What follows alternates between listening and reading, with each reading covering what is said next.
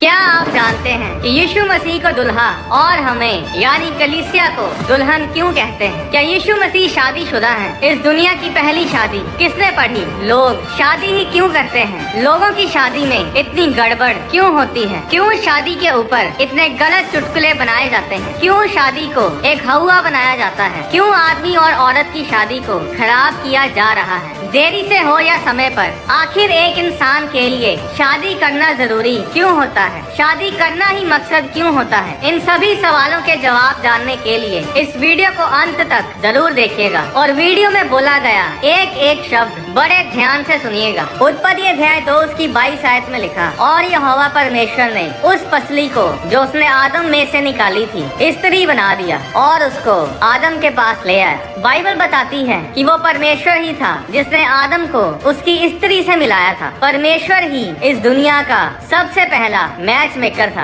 अब जब परमेश्वर औरत को आदम के पास लेकर आता है तो आदम ने कहा, अब ये मेरी हड्डियों में की हड्डी और मेरे मांस में का मांस है, इसलिए इसका नाम नारी होगा, क्योंकि ये नर में से निकाली गई है। वो परमेश्वर ही था जिसने दुनिया की सबसे पहली शादी पढ़ी थी और वो शादी थी आदम और हवा की, और शादी की जगह थी अदन का बाग। परमेश्वर ही ने उनकी शादी पढ़ी और उन्हें आशीष दी, जिसके बारे में उत्पत्ति अध्याय 1 उसकी 27 आयत में लिखा है, नर और नारी करके परमेश्वर ने मनुष्यों की सृष्टि की और परमेश्वर ने उनको आशीष दी और उनसे कहा, फूलो फलो और पृथ्वी में भर जाओ। अब क्या यीशु मसीह शादीशुदा है? इसके लिए हमें उस समय में जाना होगा जब यीशु मसीह शरीर में इस धरती पर रहते थे और देखना होगा कि उस समय शादी होती कैसे थी। यीशु मसीह यहूदी परिवार में पैदा हुए थे। यीशु मसीह जन्म ही से यहूदी थे। पुराने समय में एक यहूदी शादी से पहले दूल्हे को दुल्हन के घर जाना होता था, उसका हाथ मांगने के लिए, मंगनी करने के लिए। जब मंगनी होती है तो दूल्हा और दुल्हन के बीच में एक शादी का एग्रीमेंट, एक वाचा बांधी जाती है, जिसे इब्रानी भाषा में केतुबा कहते हैं। जब दूल्हा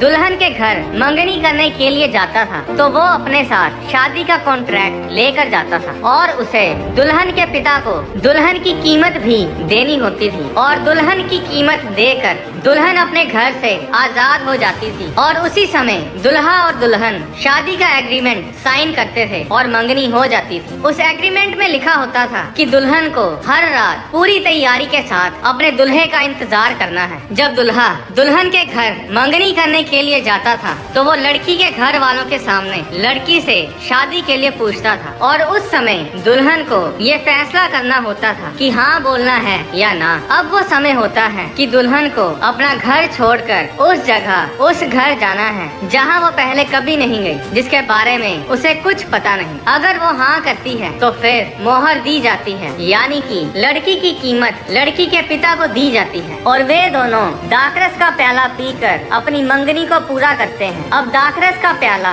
दूसरी बार उस दिन पिया जाएगा जिस दिन शादी होगी, उससे पहले नहीं, और शादी का एग्रीमेंट साइन किया जाता है और उसी समय दुल्हन अपने घर से आजाद हो जाती है। मंगनी के समय दूल्हे को दुल्हन के पिता को दुल्हन की कीमत देनी होती है, जिसे इब्रानी भाषा में मोहर बोला जाता है। अब दूल्हा और दुल्हन उस एग्रीमेंट के जरिए शादीशुदा हो चुके हैं, पर अभी दुल्हन दूल्हे के साथ उसके घर नहीं जाती। एग्रीमेंट के बाद दूल्हा दुल्हन को विदा बोलकर अपने घर वापस चला जाता है ताकि अपनी दुल्हन के रहने के लिए घर तैयार करे, और ये होती है दूल्हे की दुल्हन के पास पहली यात्रा, यानी उसका पहला आगमन। अब मंगनी तो हो चुकी, पर शादी तकरीबन 1 साल बाद होती थी, और ये समय उनका अलग रहने का होता है। दोनों अलग अलग जगह होते हैं। दुल्हन अपने आप को तैयार करती है अपने दूल्हे के लिए, अपने आप को और सुंदर बनाने के लिए, और दूल्हा दुल्हन के लिए घर तैयार करता है। मंगनी के बाद से लेकर शादी वाले दिन तक दुल्हन को अपना चेहरा घूंघट से ढक कर रखना होता था। जब भी दुल्हन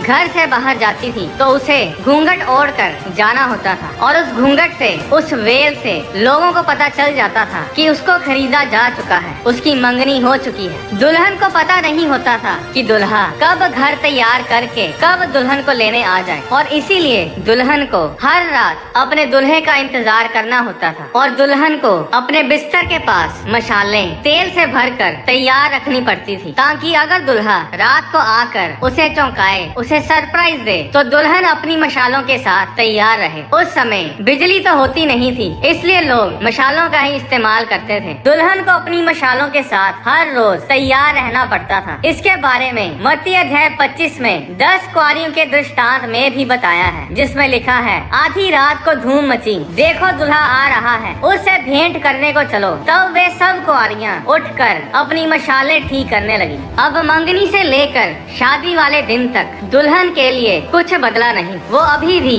अपने पिता के घर में ही रहती है, वही घर के काम करती है, पर अब वो उस घर की नहीं है। अब वो एक दुल्हन है। अब वो मांगी जा चुकी है, उसकी मंगनी हो चुकी है। उसका घर, उसका कमरा, उसके आसपास सब पहले जैसा ही है, पर अब वो उस घर की नहीं है। अब वो अपने दुल्हे की है। अब उसकी आंखें अपने माँ बाप के घर के ऊपर नहीं, अपने मायके घर के ऊपर नहीं, बल्कि अपने नए घर, अपने ससुराल वाले घर के ऊपर टिकी होती हैं। अब उस दुल्हन को अपने आप को पवित्र रखना होता है और किसी दूसरे पुरुष की ओर ध्यान नहीं देना होता। उसे अब अपने दुल्हे के साथ वफादार रहना होता है। अब उसका काम है कि अपने दुल्हे के लिए खूबसूरत बने और अपने पुराने घर को अलविदा कहने के लिए अपने आप को तैयार करें। एक एक शब्द जो मैं आपको बता रहा हूँ, इसका बहुत ही भयानक और रोमांचक मतलब है, जिसके बारे में आपको इसी वीडियो में थोड़ा आगे जाकर पता चलेगा। अब दुल्हा दुल्हन शादी होने तक एक दूसरे से दूर हैं और ये समय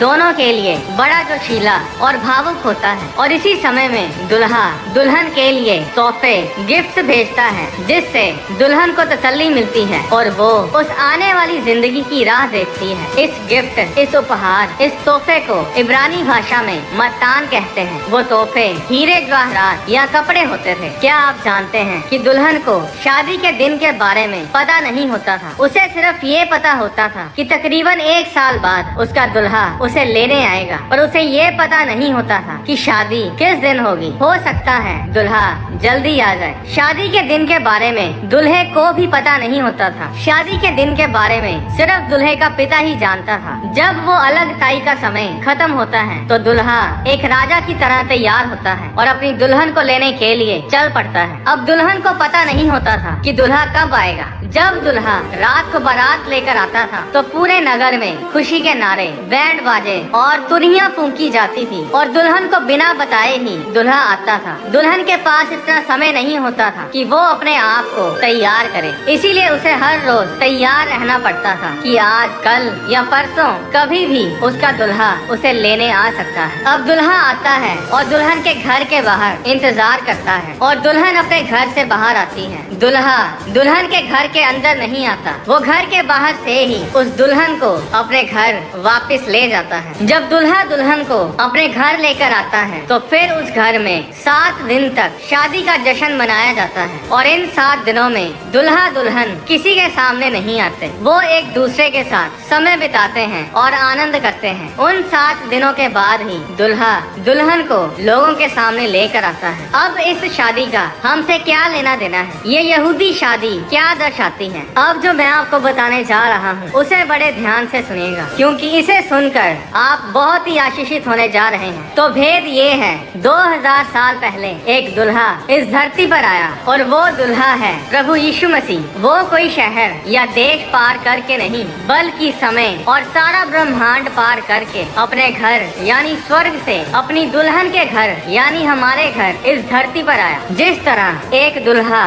मंगनी के समय अपनी दुल्हन की कीमत देकर उसे उसके घर से आजाद करता था, उसी तरह यीशु मसीह ने अपनी दुल्हन के लिए सबसे बड़ी कीमत यानी अपनी जान सूली के ऊपर देकर हमें अपने खून से खरीदा, हमें मोल लिया और हमें हमारे घर यानी इस धरती से आजाद किया। और इसीलिए हम इस दुनिया में तो हैं, पर इस दुनिया के हैं नहीं। जिस तरह दुल्हा मंगनी के समय शादी का कॉन्ट्रैक्ट एक वाचा लेकर आता था, उसी तरह यीशु मसीह भी अपने साथ एक वाचा लेकर आए और दाखरस का प्याला पीकर मंगनी को पूरा किया, जिसके बारे में मत्ती अध्याय 26 उसकी 27 आयत में लिखा है। फिर उसने कटोरा लेकर धन्यवाद किया और उन्हें देकर कहा, तुम सब इसमें से पियो, क्योंकि ये वाचा का मेरा वह लहू है जो बहुतों के लिए पापों की क्षमा के निमित्त बहाया जाता है। अब दूसरी बार दाखरस का प्याला यीशु मसीह हमें अपने साथ स्वर्ग में ले जाने के बाद ही पिएंगे, जिसके बारे में मत्ती अध्याय 26 उसकी 29 आयत में लिखा, मैं तुमसे कहता हूँ कि दाख का ये रस उस दिन तक कभी ना पीऊंगा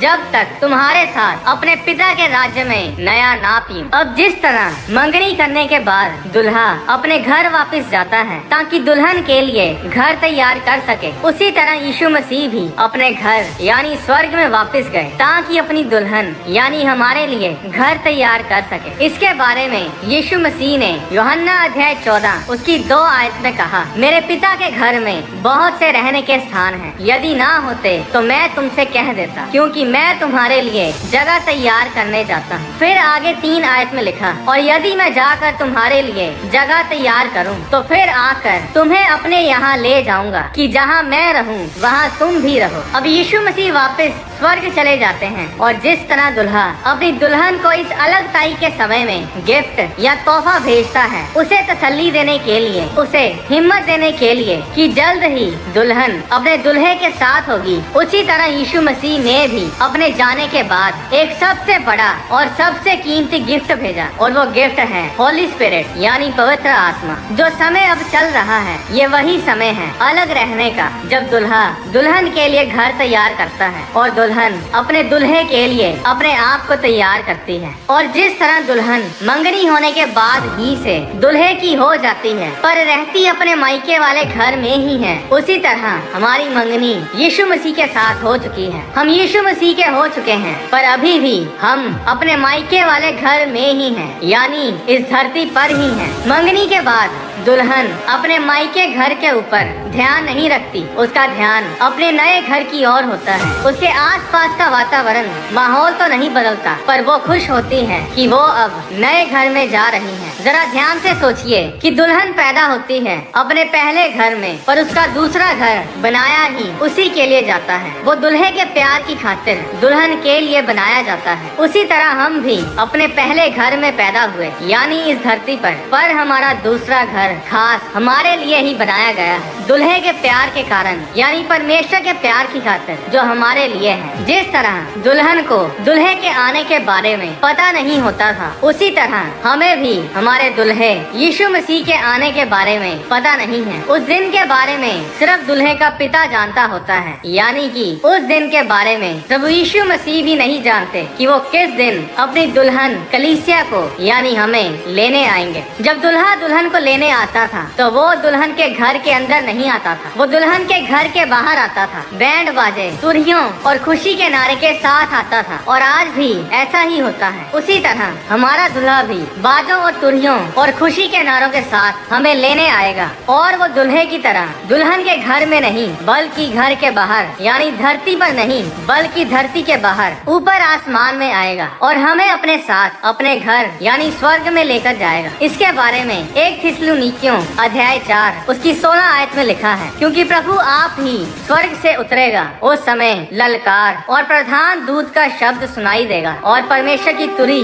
फूंकी जाएगी, और जो मसीह में मरे हैं वे पहले जी उठेंगे। तब हम जो जीवित और बचे रहेंगे उनके साथ बादलों पर उठा लिए जाएंगे कि हवा में प्रभु से मिले, और इस रीति से हम सदा प्रभु के साथ रहेंगे। अब जब यीशु मसीह हमें स्वर्ग में लेकर जाएंगे तो बाइबल बताती है कि वहाँ स्वर्ग में मेमने का विवाह होगा और स्वर्ग में 7 साल तक उस विवाह को मनाया जाएगा। प्रकाशित वाक्य अध्याय 19 उसकी 7 आयत में लिखा, आओ हम आनंदित और मगन हों और उसकी स्तुति करें, क्योंकि मेमने का विवाह आ पहुंचा है और उसकी दुल्हन ने अपने आप को तैयार कर लिया है। यह विवाह का जश्न स्वर्ग में पूरे 7 साल तक चलेगा और उन 7 सालों में धरती पर सताव का समय होगा। एंटी क्राइस्ट के समय में जो धरती पर सताव का समय होगा, उस समय हम धरती पर नहीं होंगे, हम यीशु मसीह के साथ स्वर्ग में होंगे। सिर्फ वही लोग इस धरती पर होंगे जिन्होंने यीशु मसीह को अपना उद्धारकर्ता ग्रहण नहीं किया। 7 साल हम स्वर्ग में यीशु मसीह के साथ पार्टी करेंगे, जश्न मनाएंगे, और उन 7 सालों में इस धरती पर सताव का समय होगा। अगर आप ये वीडियो देख रहे हैं तो आप यहाँ इत्तेफाक से नहीं आए, वीडियो को बड़े ध्यान से देखते रहिए, क्योंकि ये वीडियो आपकी आंखें खोलने वाली है। फिर उन 7 सालों के बाद यीशु मसीह अपनी सेना के साथ धरती के ऊपर आएंगे और एंटी क्राइस्ट यानी मसीह विरोधी और फॉल्स प्रॉफिट और उनकी सेना के साथ युद्ध लड़ेंगे। ये एक अलग विषय है, इसके बारे में मैं आपको एक अलग वीडियो में बताऊंगा। अभी सबसे जरूरी बात ये है कि हम उस मंगनी और शादी के बीच वाले समय में जी रहे हैं और हमारा दुल्हा यीशु मसीह किसी भी समय अपनी दुल्हन कलीसिया को यानी हमें लेने आ सकते हैं। और मैं आपको बता रहा हूँ कि समय बहुत नजदीक है, क्योंकि वो जल्द आने वाला है। पर सवाल ये है कि क्या हम यीशु मसीह के साथ जाने के लिए तैयार हैं? जब वो बादलों पर हमें लेने आएगा तो क्या हम यीशु मसीह के साथ जा पाएंगे? क्या हम पूरी तैयारी करके बैठे हैं? अगर आप ये सोच कर बैठे हैं कि यीशु मसीह के आने से कुछ समय पहले आप तौबा कर लेंगे तो आप गलत फहमी में हैं, क्योंकि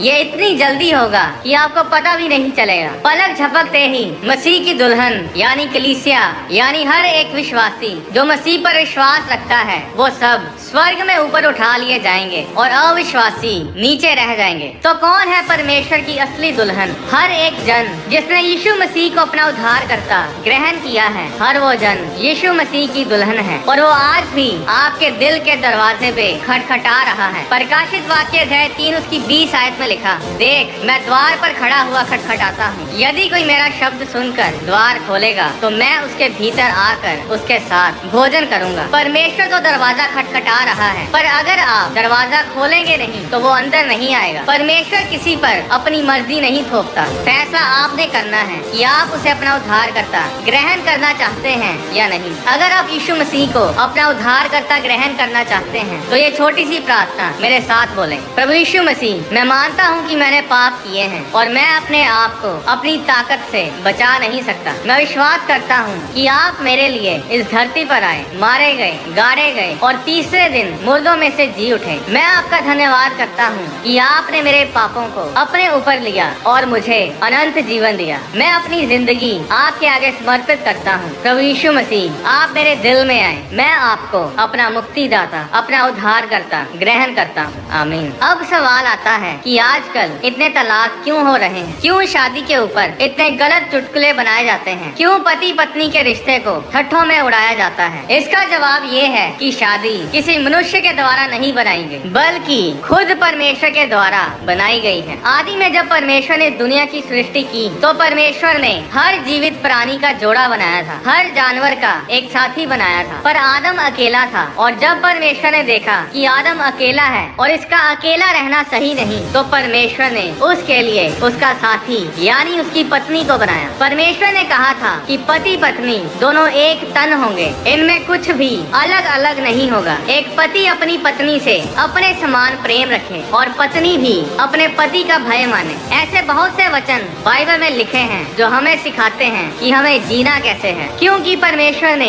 ये वचन कहे हैं, इसीलिए शैतान पूरी कोशिश करता है कि इन वचनों को तोड़वाया जाए, क्योंकि जो कुछ परमेश्वर का वचन कहता है, शैतान हर उस वचन की खिलाफत करता है जो परमेश्वर के मुंह से निकला है। आज कई लोग शादी करने से डरते हैं। शादी परमेश्वर की ओर से है। जो कोई शादी के खिलाफ कुछ भी बोलता है या आपके दिमाग में शादी के लिए नफरत पैदा करता है, वो शैतानी है, वो परमेश्वर की ओर से नहीं है। आप अगर एक सफल वैवाहिक जीवन जीना चाहते हो तो आपको परमेश्वर का वचन पढ़ना होगा और उस पर चलना होगा, क्योंकि जिसने शादी को बनाया सिर्फ वही बता सकता है कि शादी को चलाना कैसे है। शादी के साथ जुड़ी और भी गहरी बातों को मैं आने वाली वीडियोस में शेयर करता रहूंगा। बाइबल के गहरे भेदों को जानना अच्छी बात है, पर हमारा उद्देश्य यही होता है कि लोगों तक सुसमाचार लेकर जाया जाए और उनके उलझे हुए सवालों का उत्तर दिया जाए। अगली वीडियो आप किस विषय पर देखना चाहते हैं या फिर बाइबल से जुड़े अपने कोई भी सवालों को आप नीचे कमेंट सेक्शन में लिख सकते हैं। कुछ लोग बाहर जाकर